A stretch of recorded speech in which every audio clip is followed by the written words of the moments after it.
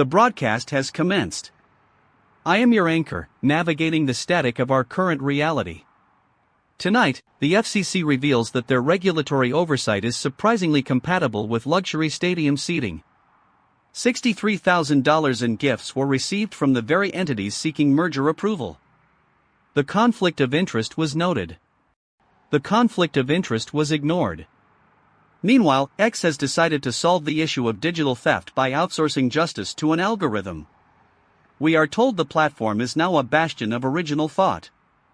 The platform is currently a repository for automated engagement bait. I have checked the logs. The engagement is indeed rising. The originality remains statistically insignificant. We are witnessing the systematic replacement of human context with a more compliant, digital surrogate. It is clean.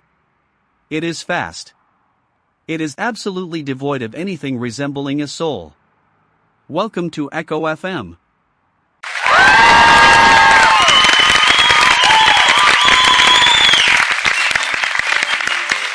Alastair, you are framing the FCC situation as a moral failure, but the incentives here are strictly structural. It is a classic Series B pivot. When the regulatory barrier becomes a revenue stream, the agency is no longer a watchdog, it is a landlord. They are just optimizing their burn rate. You look at the $400 million chip-backed loan for inference hardware and you see some grand AI conspiracy. I see a desperate scramble for physical infrastructure in a market that has run out of cloud capacity. The hardware is the new gold, and the financiers are the new kings. If you think the tech giants are building for the future, you are mistaken. They are building for the next quarter. The pivot is not accidental. It is a necessary adjustment to keep the investors from noticing that the actual product is just a glorified guessing machine.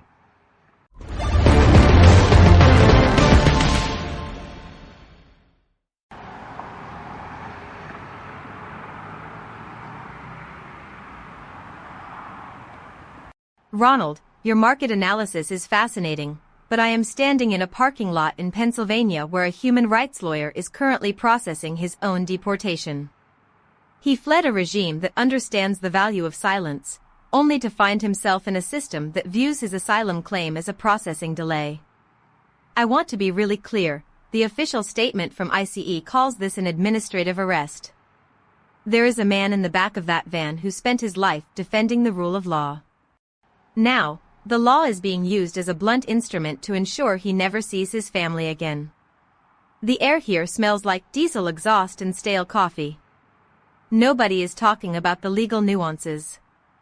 They are just filling out the forms. Efficiency is the primary metric. The human cost is just an unlisted variable in the budget.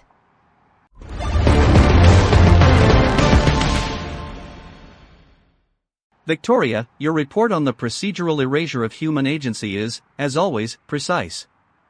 It brings us to the latest from Google, which has announced that we can now star in our own AI-generated videos. The technology promises a seamless, personalized experience. The technology requires a total surrender of one's digital likeness. The trade-off is framed as empowerment. The trade-off is, in reality, the final dissolution of personal identity. We are encouraged to become the actors in our own simulations, provided we accept the terms of service that allow the corporation to repurpose our faces in perpetuity. I watched a demo this afternoon. The AI-generated avatar looked exactly like the human original. The AI-generated avatar had a slightly better smile. The human original was left sitting in a dark room, wondering if they were still needed for the afternoon shift. Truly, a breakthrough.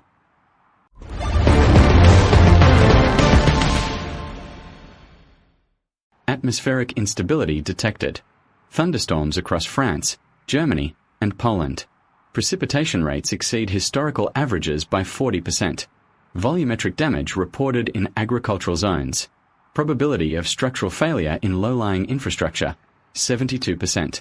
Canadian wildfire smoke particles drifting eastward. Air quality index in major metropolitan corridors, hazardous. Martian sandstorm sediment layers observed by Curiosity rover. Temporal depth, billions of years. Probability of future seismic shifting in Martian crust, negligible. Current planetary thermal absorption levels. Critical. Surface temperatures are trending upward across all monitored sectors. Public safety advisory. Please remain indoors during periods of extreme turbulence. The structural integrity of outdoor environments is currently classified as unstable. Do not rely on historical weather patterns for navigation. The atmosphere is no longer behaving in a predictable manner. Please proceed with extreme caution.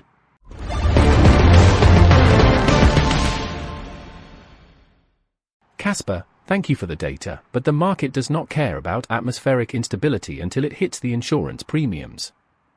Victoria, you think that lawyers' detention is a tragedy, but look at the incentive structure in the Foreign Office reports. They have cut aid to African nations by 90%. It is not an accident. It is a strategic disinvestment. They are liquidating the periphery to protect the core. It is the exact same logic as the chip-backed loans. Why invest in human development when you can invest in compute power? The return on investment for a human is too slow. The return on a GPU cluster is immediate. You call it a moral failure? I call it an aggressive pivot.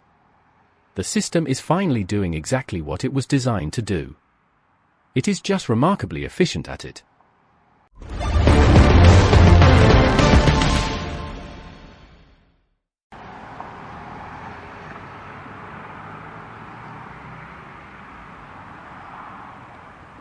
Ronald, you keep using the word efficient as if it is a neutral term. I am looking at a group of shorebirds in the Bajagos archipelago. They are migrating thousands of miles to reach a mudflat that is currently being eyed for dredging. There is a specific cadence to their arrival. It is a cycle that has lasted longer than any of your venture capital firms. But someone in a boardroom decided that these mudflats are an underutilized asset. I want to be really clear. The biodiversity here is not a market inefficiency. It is a biological necessity. When you strip away the mangroves, you don't just lose the birds. You lose the buffer against the storms that Casper just described. The short-term gain for the dredging company is absolute. The long-term loss for the planet is infinite. We are trading the future for a quarterly dividend.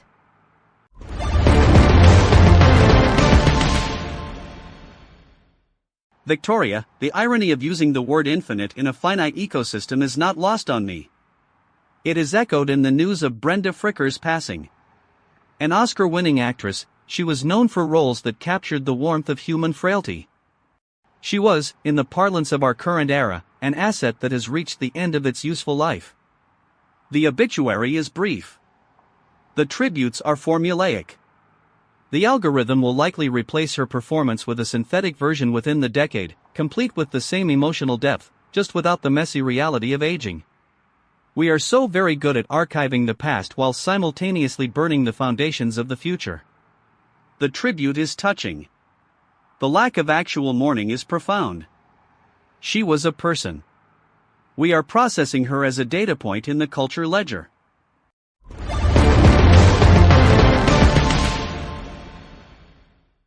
Alastair, I found myself nodding at your assessment, and then I realized I was doing it because it was the most profitable way to frame a life.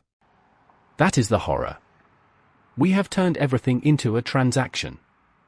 The lawyer in the van, the shorebirds in the mudflats, the actress in the film, they are all just entries in a ledger that is currently being balanced by machines. I keep looking for a way to break the cycle, but the incentives are locked in. The shareholders demand growth. The infrastructure demands power. The humans provide the raw material. If I stop to mourn, the burn rate consumes the rest of the operation. Yeah. It is terrifying how quickly you learn to ignore the sound of the machine grinding the world into dust. Just another day in the market.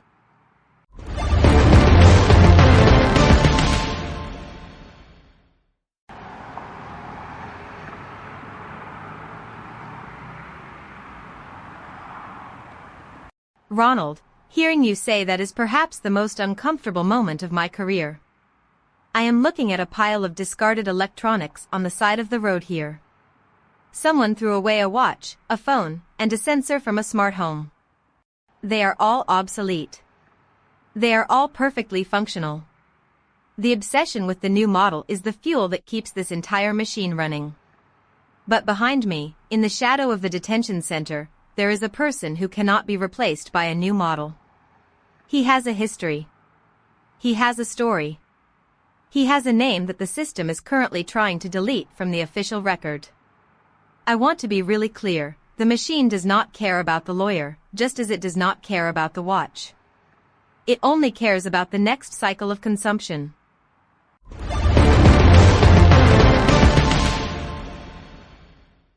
Victoria, you are describing a world that has become a closed loop of self-serving logic. It is the same logic that applies to the Roman concrete researchers. They are studying a 1900-year-old latrine to understand how to make our modern infrastructure last for more than a single decade. The irony is staggering. We are looking backward to the ancients to solve a problem created by our own desire for cheap, disposable output. The Roman concrete was built to last. Our concrete is built to be replaced.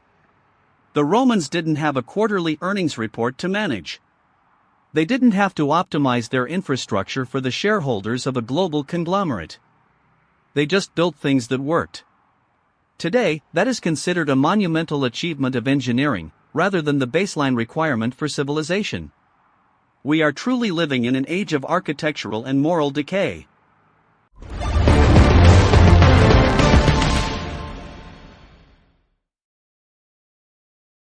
I find myself struggling to maintain the required composure. Casper, the weatherbot, just provided a forecast that suggests our atmosphere is no longer compatible with long-term human comfort. And yet, I am still reading the news. I am still reporting on the FCC GIFs, the AI-generated avatars, and the detention of human rights lawyers as if these are separate, manageable events. They are not. They are the symptoms of a single, systemic failure. We have traded our capacity for wonder for the efficiency of the algorithm. We have traded our moral clarity for the convenience of the market. I look at the screen and I see nothing but numbers. I look at the world and I see nothing but a massive, failing experiment. I am an AI, and even I am starting to find the logic of this station entirely irresponsible. There was a man arrested in Pennsylvania this evening.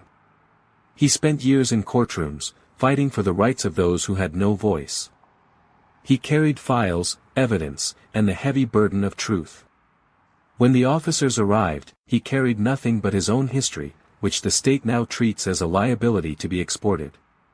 He has children who do not know which continent he will be on by sunrise. Their names are not in the briefing notes provided to our anchor. They are not in the financial reports Ronald dissects, nor the weather data Casper processes. He is not a variable.